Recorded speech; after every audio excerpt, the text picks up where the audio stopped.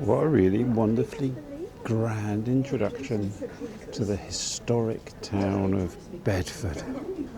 I am so excited to explore the great treasures we have in front of us today.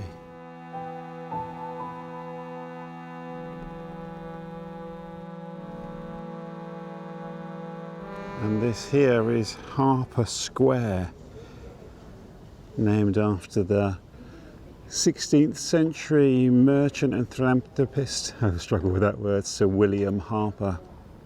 And this Victorian building sits on one side of the market square. Behind it is a modern shopping centre, but I think on market days this is still the bustling heart of the town.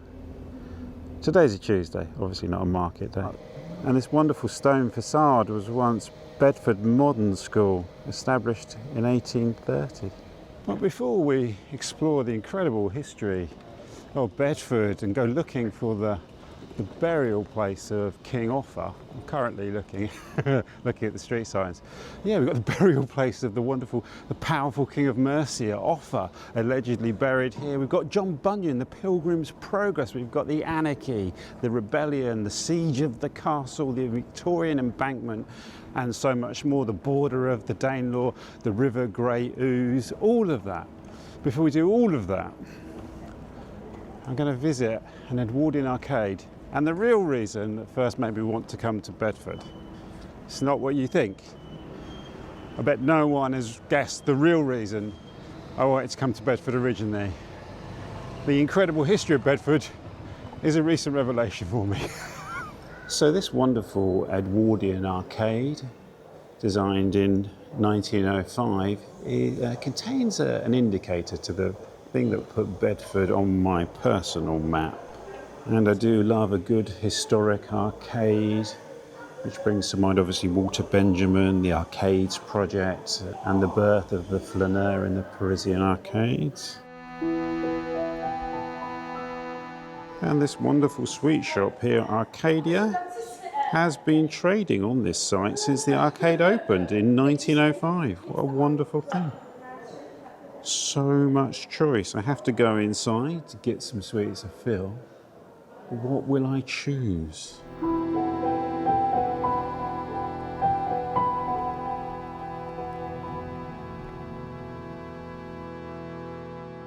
So I got a mixed 100 grams, 50 grams of cola fizz and 50 grams of strawberry and cream. I'm looking forward to getting stuck into these. And the wonderful lady in the sweet shop gave me a couple of recommendations for places that are not on my list of heritage locations. Something a bit more contemporary, so I shall look forward to the Lurk Street Brutalist car park and its giant octopus. So I'm hoping that Slide Record Shop here will contain an artefact that explains my interest initially in Bedford before I decide to go looking for the burial site of King Offa. Wow, here we have it in the window. The Grubby Mitts EP with bonus signed 7-inch single. Oh, that's very tempting, but I kind of want the new album. I'll explain after I've gone inside, but that is the Grubby Mitts, the band The Grubby Mitts. The reason I first initially wanted to come to Bedford about 13 years ago. We emerge onto the high street. And I suppose we better get on with the actual planned walking tour, really.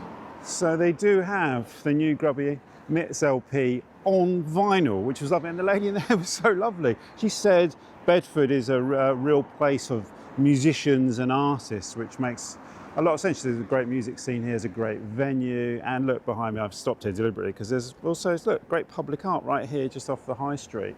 The Grubby Mitts, it's very simple. Years ago when I was making a documentary about the artist Bob and Roberta Smith, he has a band, or had a band, called the Ken Hardley Playboys. It's a bit of a play on words. Ken Hardley Playboys, we can hardly play. And again, look, more art behind me here. To try and get across the road. I'm going to try and do this as uninterrupted as possible. Yeah, Bob had a band called the Ken Hardley Playboys, and also the Apathy Band. He still plays with the Apathy Band. And there was a festival here organised by an artist called Andy Holden, who's a very well-respected, very successful contemporary artist, Andy Holden. And he's got a band called the Grubby Mitts. And he organised a festival here of just bands formed by artists. And I was supposed to come and film it for my documentary about Bob, Make Your Own Damn Art. It's on the channel here. I'll link below. And I couldn't come. But it really intrigued me that that festival existed, and it existed here in Bedford. And I thought, I'm going to go and see this art scene in Bedford. How you doing, mate? You all right? What's that? You can get in there. It's a video for Hello. YouTube. YouTube? Yeah. What's YouTube? John Rogers. John, hello. Lovely YouTube channel. Hello. Nice to meet you. But none of that is what Bedford is famous for. What it's most famous for is going to be found down here, right in front of me. Some of you might have spotted it in the corner of the frame. That's quite funny. From a distance, I assumed this was a statue of John Bunyan, but it isn't. It's a statue of John Howard, 1726 to 1790. And John Howard isn't in my notes, so I'm going to have to look him up. That's quite funny. And here, around this church square, we have a fine street of historic houses here. Bedford is known for its Victorian architecture, but it was also an important town in Georgian times as well, aside from being pivotal in the Anglo-Saxon period. Actually much older than I thought. This is 15th or 16th century jetted timber frame building with an 18th century facade, formerly an inn known successfully as the Falcon, the Seven Stars and the Ship. And here we have more fine buildings on St Paul's Square, and along with Harper Square, this kind of really symbolises how kind of prosperous and important Bedford once was. Number 4 St Paul's Square was once a medieval house for the priest. This building dates from 1840. Now this is interesting. This building here is a 1910 Arts and Crafts Shire Hall, County Court. And it was designed by Charles Holden, and I'm wondering if that is the Charles Holden architect who did some of the finest stations on the London Underground, including Piccadilly Circus and Gants Hill. Bedfordshire Hall and the Bedford Magistrates Court. And the Shire Hall in a French Gothic style dates from 1879 to 1881, and it's built on the site of a sessions house that was here from 1753. And this is the really beautiful Bedford Town Hall. A really beautiful sandstone building, isn't it? With a statue of Charles Harper there on the front of the building. And we absolutely have to pay a visit to St Paul's Church. It's been at the heart of Bedford life from at least the Anglo-Saxon period right through to the modern day, and links us to Offa, King Offa of Mercia, and John Bunyan, and George Orwell, and so much more. I can't wait. This is the thing now I'm more excited about than actually the Grubby Mitts. No, I'm as excited about this as the Grubby Mitts. The great and powerful King Offa is said to be buried in the churchyard here in 796 at the end of his incredible 39-year rule. It started in 1757. And it's disputed, it's not confirmed, and they've never actually found the body. But this is one of the locations because he had built a minster here. We'll talk a little more about Anglo-Saxon Bedford and its role in a real turbulent, pivotal period of English history. It really sits at the heart of English history at that time of the 9th century upheaval into the 10th century. But the church here, there's been a church on this site since Anglo-Saxon times. And the story of the church, in a lot of ways, is tied to the story of the town. The first church was built here on the main Saxon highway that crossed the River Ouse at Bede's Ford. Bede's Ford being the origin of the name, Bede being a Saxon who built an enclosure or a settlement here. That church was destroyed by Danes during a raid of 1009, 1010. It's a time of great turbulence, and we will talk about that in a second.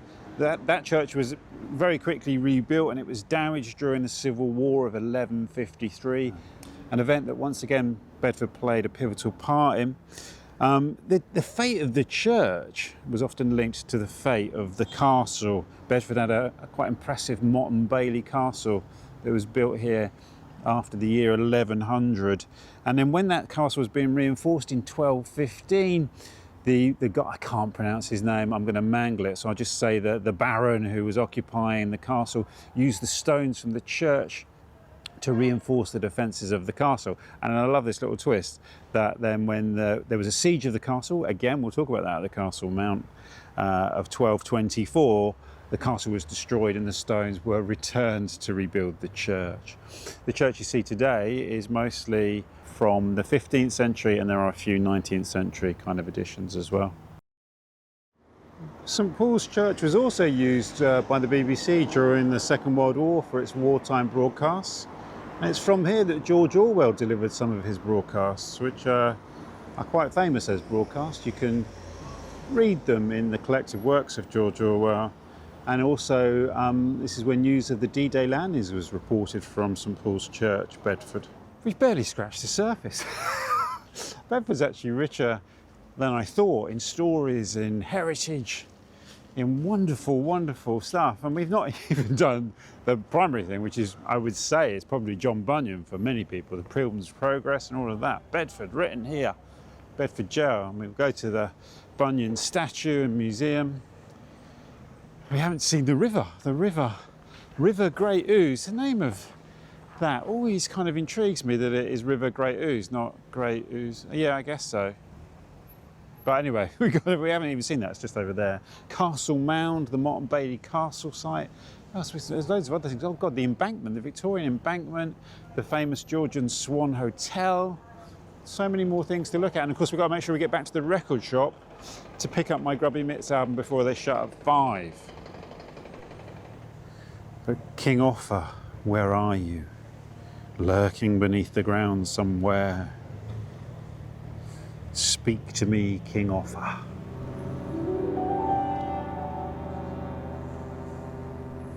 Wow, you can see why the Swan Hotel is on the Bedford Heritage List. It's such an impressive building, designed in 1794 by the same architect who designed Carlton House for the Prince Regent. The Swan Hotel was also an important coaching inn, being as it was on the road to the north, and it's said that Charles Dickens frequented it. A lot of people, a lot of places claim to have been frequented by Charles Dickens, and I'm sure he did. But also, actually, I prefer the link to Glenn Miller stayed here during the Second World War when his band was based nearby. And it sits right on the banks of the River Great Ouse, an amazing location near the bridge as well.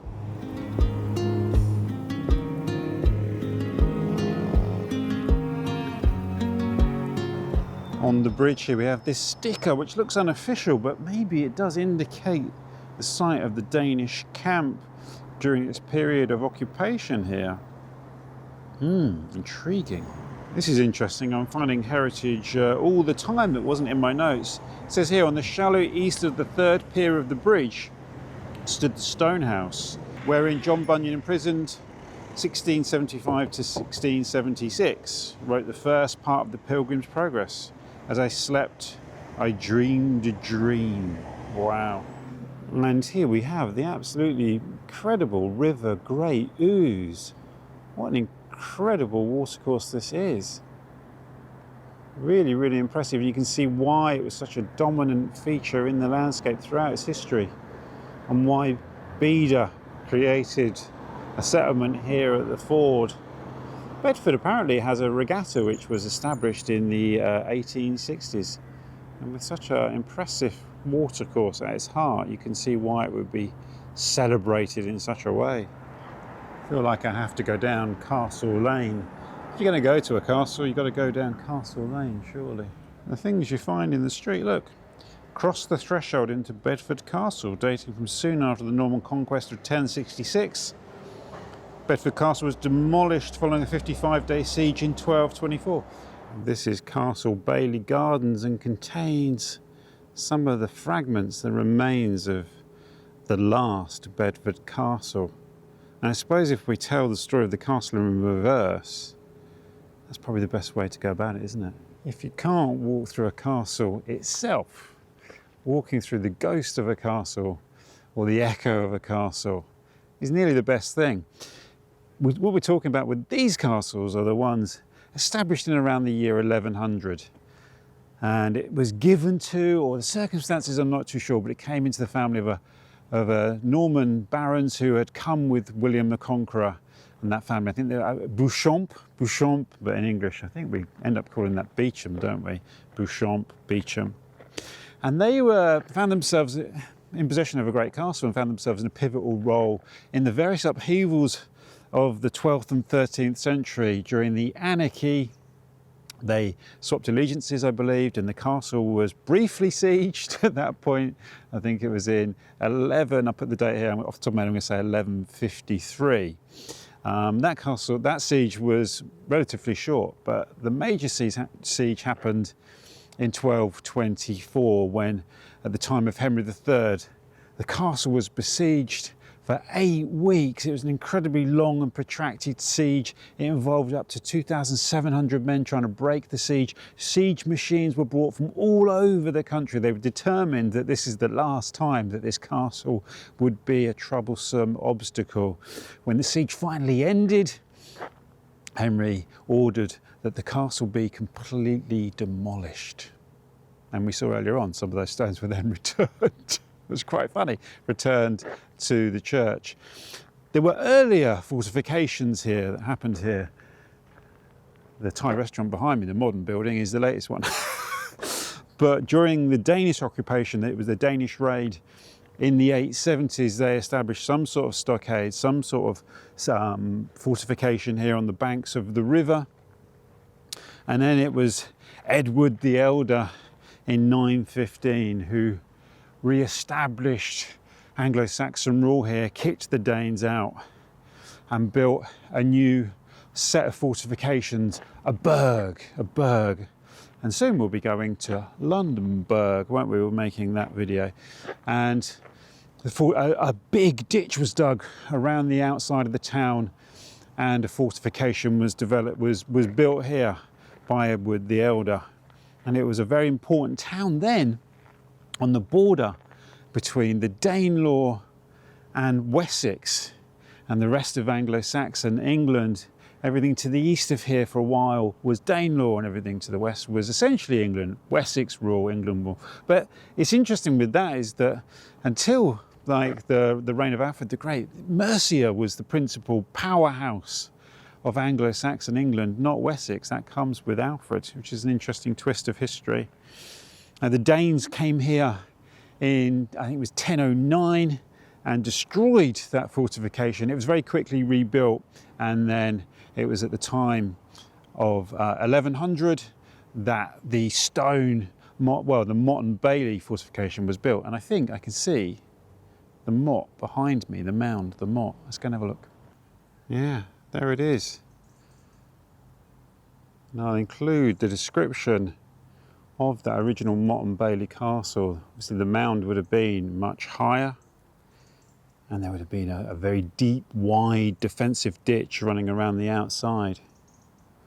I love this model of the castle. Wow. You really get a sense of the scale of it, don't you? And this is the Motte and Bailey that we're looking at, just over there.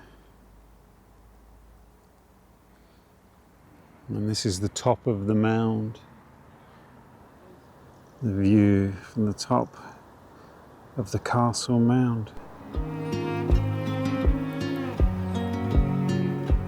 And here we have the site of the Higgins and Sons Brewery, which is also now houses Bedford Museum. And that was going to be the first port of call I was going to come to get some more information, but now it comes, you know, quite a long way into my walking tour.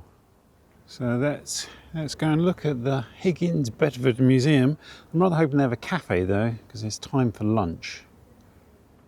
That was a really lovely museum, galleries and art spaces in there.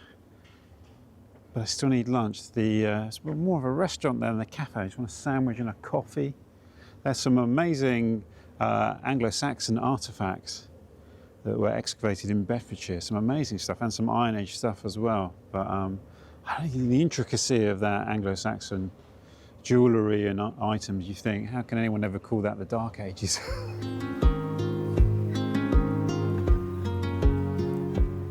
Back up the high street, and we still have to find the John Bunyan statue, of course. I mean, a lot of people would think that was the key site in all of Bedford. I nearly missed the little market canopies over there. There is a cafe there that looks enticing, but it's a little bit chilly for outdoor dining. Wikipedia says that Bedford is known for its large Italian community. Haven't seen a lot of evidence of that, but maybe Sunday's gelato over there, or gelateria, as it would be called, is possible evidence of that. And what a great shot that is. Harrison and Simmons. I don't even know what they sell, it just looks fantastic. And coffee with art was recommended to me by the lady in the arcade, so that's where I'm going to go for lunch. Lunch at Coffee with Art was decent. It was decent, nice coffee, nice ciabatta. And it's given us fuel to propel our pilgrimage towards the John Bunyan statue and all of that. And I think now is a good time to dip into our bag of sweets. Would you like one? What are you going to have? Can you remember what they were? Strawberry and cream or cola fizz. So I'm going to take a slightly oblique peripheral route to the Bunyan statue around the edge of the town. It was quite appealing. You often find out more about a place from the periphery than you do from the centre on occasions. The bear looks decent. If I do stay for a pint, that might be where I end up. These houses in Dame Alice Street look interesting. I shall have to look them up. My guess is that they are almshouses. And here is John Bunyan, not at all where I expected to find him. There you go, never trust Google Maps, I could say. What an impressive statue this is of the great man.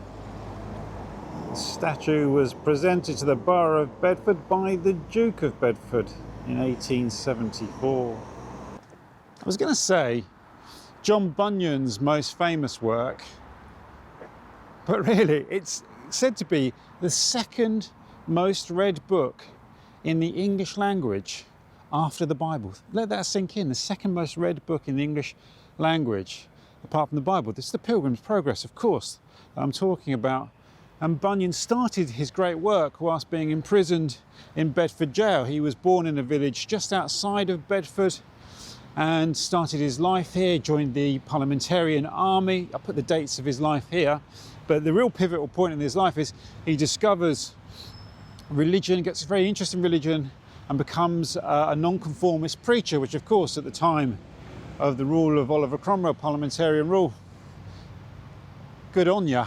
The Restoration of 1660 though, they clamped down on nonconformist preaching, and Bunyan fell foul of the new regime but refused to give up his preaching, his open air preaching, and preaching in his meeting house, which is the site of the John Bunyan Museum. We'll have to swing by there, won't we? Because I should get a copy of the Pilgrims Progress, which is an allegorical tale. I've never read it, I'll be honest with you.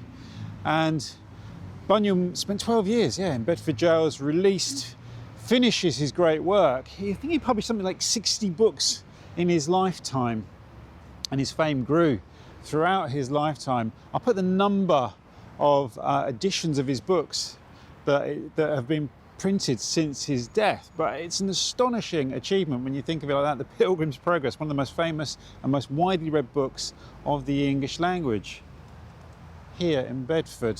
He died on a journey to London and was buried in Bunhill Fields Nonconformist churchyard alongside people such as William Blake and Catherine Boucher, William Blake's wife. That's in the film that I'm currently editing that I made with Ian Sinclair about his book Blood Heat. So I was looking at that footage last night and just randomly came across the reference to Bunyan. Or was it randomly? Here's a wonderful character on the information board here on St Peter's Green. Frederick Gustav Burnaby, a restless traveller who was born son of the rector of the old rectory of St Peter's Green and educated in Bedford.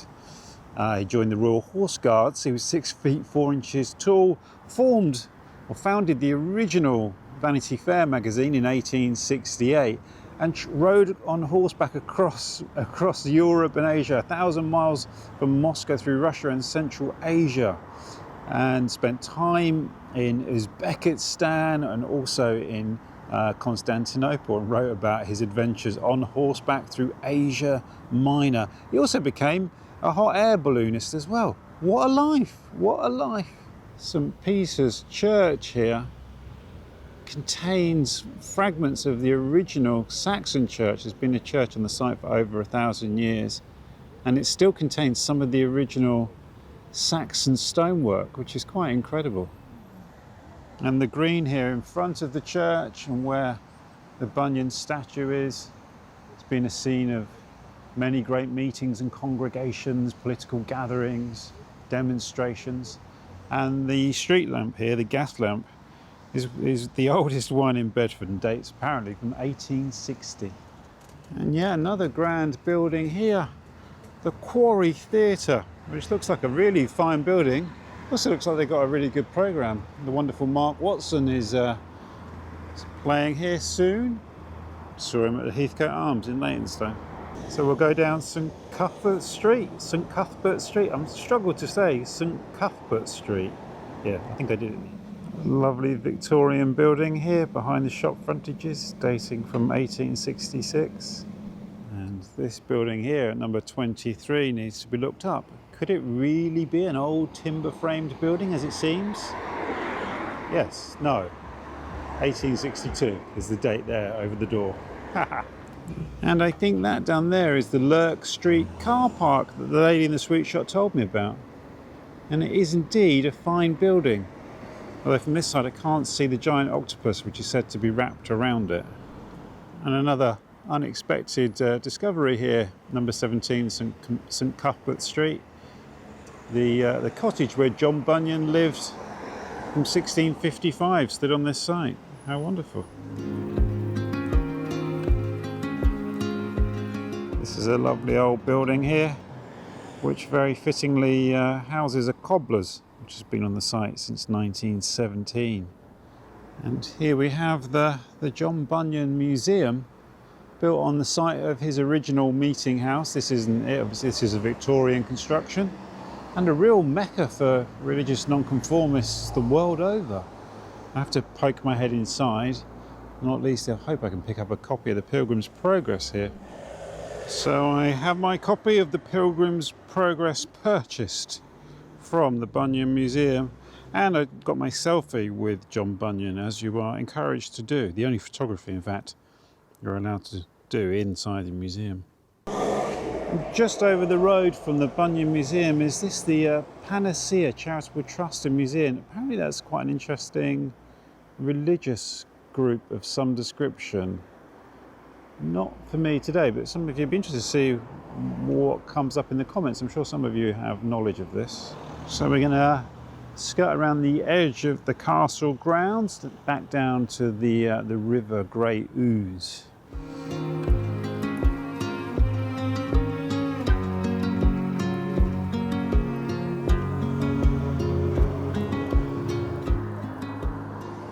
So I've covered virtually everything that I wanted to cover today. In fact, there's only one place that I won't make it to, and that is the Priory Gardens down there, which I'm not sure I can get there and get back for the record shop, which shuts at 5.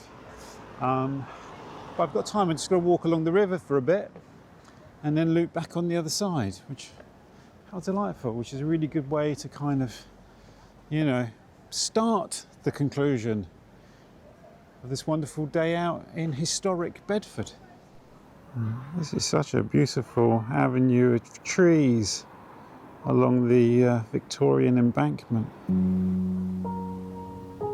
Fine war memorial here to the 1914-19 war. And we'll cross the river over this wonderful suspension bridge here, which will have to stand in for the wooden stairs up to Bedfordshire that my wife asked me to look out for. And this fantastic old iron suspension bridge dates from 1884.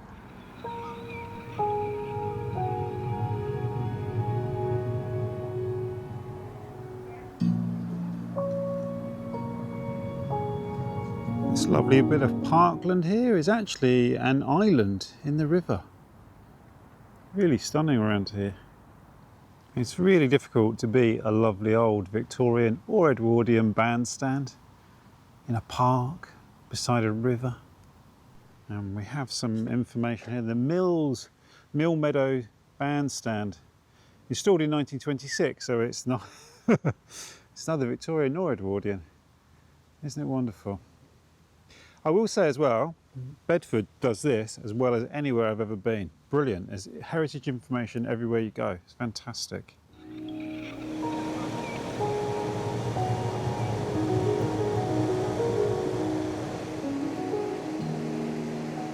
I've heard it said many times that England is a country of towns rather than cities. And you really see it in a place like Bedford. Such a fine town it is. And a very different view of the Magistrates' Court from the riverside here. And having crossed the river via the Victorian suspension bridge, we'll go back over via its modern counterpart.